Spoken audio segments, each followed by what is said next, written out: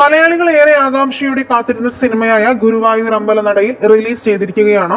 പൃഥ്വിരാജിന്റെ കോമഡി വർക്കാകുമോ എന്ന ആകാംക്ഷയും ആരാധകരിലുണ്ട്. എന്നാൽ ഇപ്പോൾ കൊച്ചിയിൽ സിനിമ കണ്ടിറങ്ങിയ ധ്യാൻ ശ്രീനിവാസൻ തുറന്നടിച്ചു പറഞ്ഞ വാക്കുകളാണ് ഇപ്പോൾ വൈറൽ.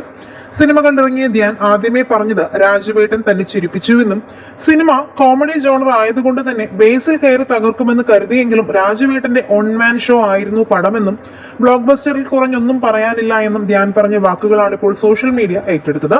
താനൊരു പൃഥ്വിരാജ് ഫാൻ ബോയ് ആണെന്ന് ധ്യാൻ മുന്നേ പറഞ്ഞിരുന്നു. കൂടാതെ തനിക്ക് രാജുവേട്ടന്റെ മാസ് സിനിമകൾ ഭയങ്കര ഇഷ്ടമാണെന്ന് പറഞ്ഞിട്ടില്ല.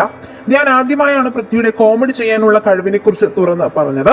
എന്തായാലും ധ്യാനിന്റെ വാക്കുകൾ ഇപ്പോൾ പൃഥ്വിരാജ് ആരാധകർ ഏറ്റെടുത്തിരിക്കുകയാണ്. നിങ്ങൾ ഗുരുവായൂർ അമ്പലനടയിൽ കണ്ടവരാണെങ്കിൽ നിങ്ങളുടെ അഭിപ്രായങ്ങൾ മടിക്കാതെ കമന്റ് ചെയ്യുക. വീഡിയോ ലൈക്ക് ഷെയർ ചെയ്യാനും ചാനൽ സബ്സ്ക്രൈബ് ചെയ്തൊന്ന് സപ്പോർട്ട് ചെയ്യാനും മറക്കല്ലേ ഫ്രണ്ട്സ്.